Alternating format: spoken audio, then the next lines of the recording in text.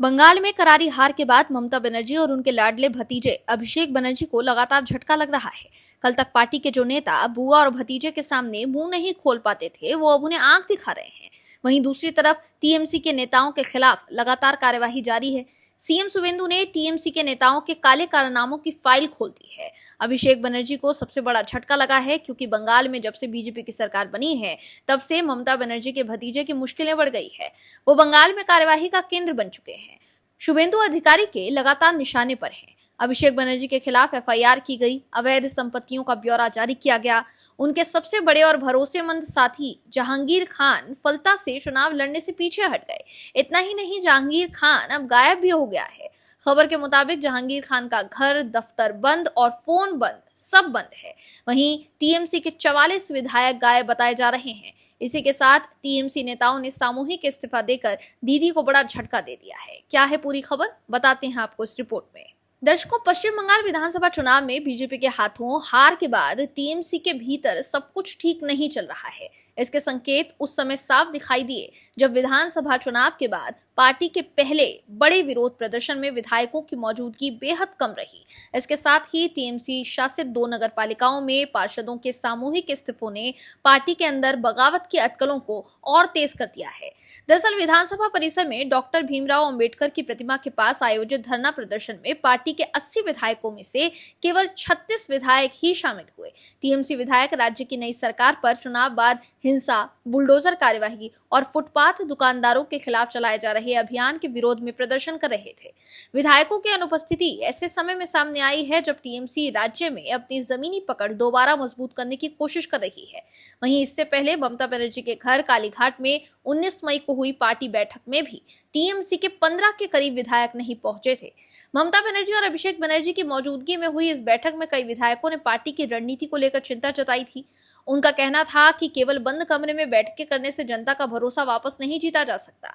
खबर की माने तो कोलकाता के 2 और हावड़ा के 1 विधायक ने जहांगीर खान के चुनाव से हटने को लेकर नेतृत्व पर सवाल खड़े कर दिए थे। टीएमसी के ये तीनों विधायक एक ही गाड़ी में बैठक में पहुंचे थे, जिसे राजनीतिक हलकों में खास संकेत के तौर पर देखा जा रहा है। नेताओं ने पूछा कि मतदान से ठीक 2 दिन पहले चुनाव छोड़ने के बावजूद जहांगीर खान के खिलाफ कोई अनुशासनात्मक कार्यवाही क्यों नहीं की गई। कुछ टिप्पणियां अप्रत्यक्ष रूप से अभिषेक बनर्जी को निशाना बनाकर भी की गई हैं, क्योंकि फलता विधानसभा सीट उनके डायमंड हार्बर लोकसभा क्षेत्र के अंतर्गत आती है। वहीं टीएमसी में जारी इस उठापटक के बीच उत्तर 24 परगना जिले की कांचरापाड़ा और हलीशहर नगर पालिकाओं में टीएमसी को बड़ा झटका लगा है। कांचरापाड़ा नगर पालिका में 24 में से 15 पार्षदों ने इस्तीफा दे दिया है, जबकि हलीशहर नगर पालिका में 23 में से 16 पार्षदों ने सामूहिक रूप से अपने पद छोड़ दिए। टीएमसी सूत्रों का कहना है कि विधानसभा चुनाव परिणाम आने के बाद से ही नगर पालिका नेतृत्व के भीतर असंतोष बढ़ रहा है। स्थानीय नेताओं पर सक्रिय नेतृत्व न देने और नगर सेवाओं के संचालन को लेकर सवाल उठ रहे थे।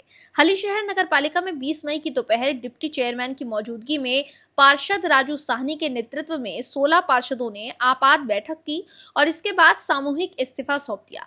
इस्तीफा देने वालों में 5 महिला पार्षद भी शामिल हैं।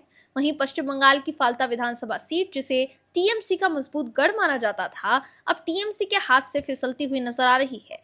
फाल्ता सीट पर प्रभाव रखने वाले जहांगीर खान चुनाव से हटने के बाद इलाके से भी नदारद बताए जा रहे हैं। बताया जा रहा है कि गुरुवार को हुए मतदान में भी वो शामिल नहीं हुए। स्थानीय लोगों के मुताबिक उन्हें आखिरी बार मंगलवार को देखा गया था। खास बात यह है कि उसी दिन उन्होंने चुनाव मैदान छोड़ने का फैसला ले लिया। जहांगीर खान को डायमंड हार्बर से सांसद अभिषेक बनर्जी का करीबी माना जाता है। साल 2024 के लोकसभा चुनाव में इस क्षेत्र में टीएमसी को 79% से ज्यादा वोट मिले थे, लेकिन जैसे ही खान ने चुनाव से नाम वापस लिया, टीएमसी ने इससे दूरी बना ली और इसे उनका निजी फैसला बताया। ऐसे में अब अभिषेक बनर्जी अपने संसदीय क्षेत्र डायमंड हार्बर में भी फंस गए हैं। ऐसे में 2029 के लोकसभा चुनाव में अब डायमंड हार्बर में फिर से जीत पाना अभिषेक बनर्जी के लिए मुश्किल हो गया है। Bureau report, OMH news. आप दर्शकों से विनम्र निवेदन है कि चैनल को सब्सक्राइब जरूर करें